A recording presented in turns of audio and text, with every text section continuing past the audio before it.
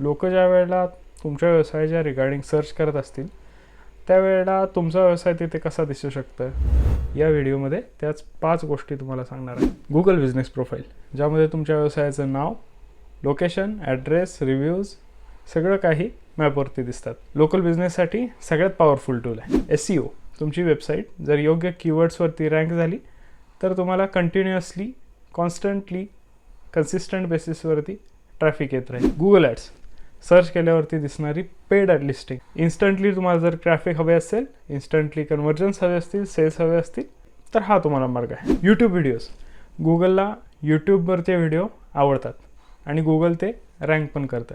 आणि तुमचे व्हिडिओज जर हेल्पफुल असतील तर गुगल तुमच्या व्हिडिओजना सर्च रिझल्ट्समध्ये सुद्धा रँक देईल.